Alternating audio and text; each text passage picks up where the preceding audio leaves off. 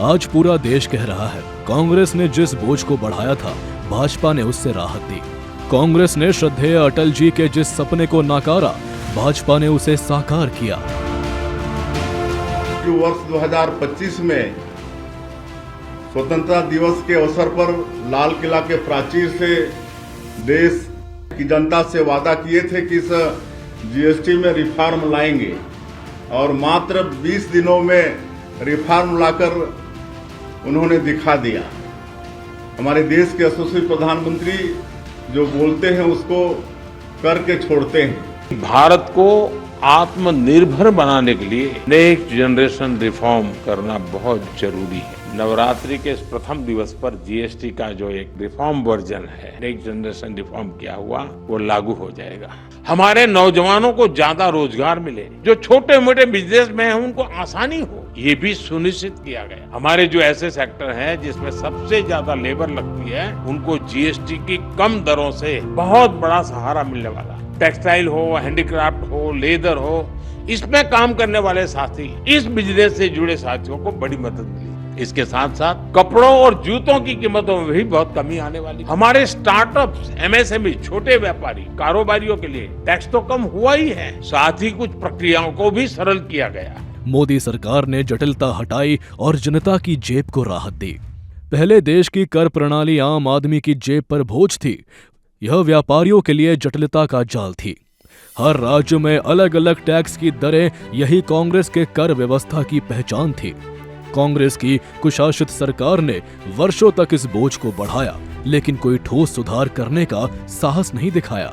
मगर जब देश ने भाजपा पर भरोसा जताया, तो प्रधानमंत्री नरेंद्र मोदी जी ने श्रद्धेय अटल जी एक देश एक टैक्स का सपना साकार कर हर नागरिक को राहत और हर व्यापारी को सरलता दी।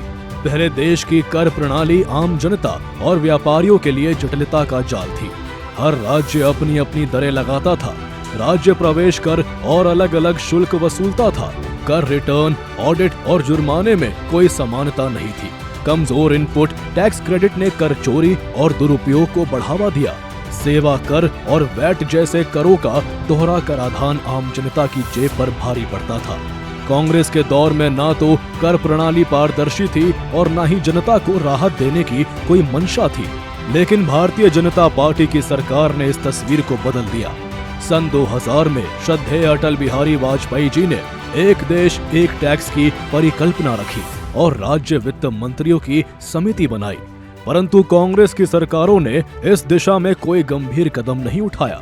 2014 में जब माननीय प्रधानमंत्री नरेंद्र मोदी जी ने सत्ता संभाली और दृढ़ विश्वास से सुधार की भावना के साथ इस कार्य को आगे बढ़ाया।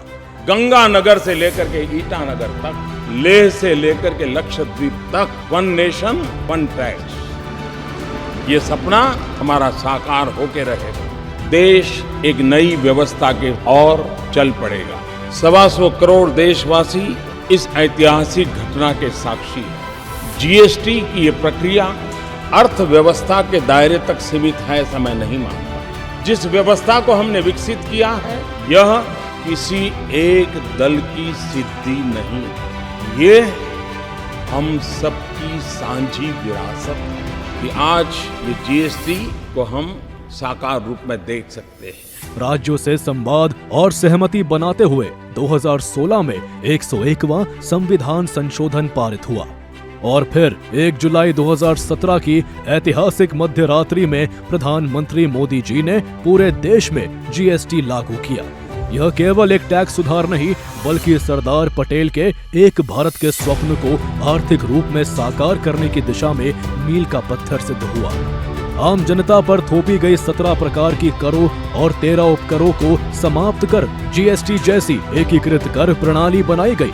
अब पूरा भारत एक समान दरों और नियमों के साथ एकीकृत बाजार बन चुका है। माननीय प्रधानमंत्री श्री नरेंद्र मोदी जी ने जीएसटी दरों को और भी सरल करते हुए और आम जन की सुविधा का ध्यान रखते हुए जीएसटी को केवल 2 स्लैब में रखा है। इसका यह लाभ हुआ कि रोटी, दाल, दूध, शिक्षा सामग्री, कैंसर व रेयर डिजीज की दवाइयां आज पूरी तरह जीएसटी मुक्त है। कृषि उपकरण, पैकेज्ड फूड और हैंडीक्राफ्ट जैसी वस्तुएं केवल 5% जीएसटी में आती है। टीवी, एसी, छोटे वाहन और इलेक्ट्रॉनिक्स 18% स्लैब में है, जबकि शराब, तंबाकू, लग्जरी वस्तुओं पर 40% टैक्स लगाया गया है। मोदी सरकार ने कर स्लैब को सरल बनाते हुए अब केवल 2 मुख्य दरें 5% और 18% रखी है।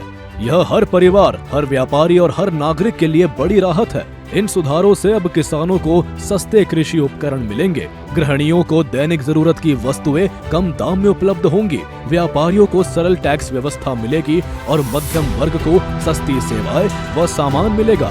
जीएसटी सुधार देश हित में अत्यंत लाभकारी सिद्ध हुआ है। आजादी के बाद वर्ष 2017 तक जहां जीएसटी करदाता आधार 66.5 लाख था, वहीं 2025 तक इसमें 85 लाख की उल्लेखनीय वृद्धि हुई और यह बढ़कर 1.51 करोड़ तक पहुंच गया।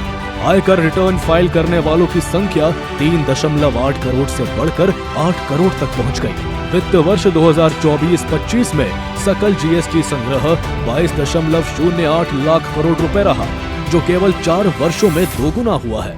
यह जनता का बढ़ता विश्वास और अर्थव्यवस्था का औपचारीकरण है, जिसे कांग्रेस कभी नहीं कर पाई। आज पूरा देश कह रहा है, कांग्रेस ने जिस बोझ को बढ़ाया था, भाजपा ने उससे राहत दी। मोदी सरकार ने जटिलता हटाई और जनता की जेब को राहत दी। यह यात्रा प्रमाण है कि भाजपा सरकार जनता की सुविधा और देश के आर्थिक एकीकरण के लिए कटिबद्ध है। छत्तीसगढ़ सहित पूरे भारत के लोग इस ऐतिहासिक जीएसटी सुधार से सीधे लाभान्वित हो रहे हैं। समस्त छत्तीसगढ़ वासियों की ओर से माननीय प्रधानमंत्री श्री नरेंद्र मोदी जी का हृदय से आभार।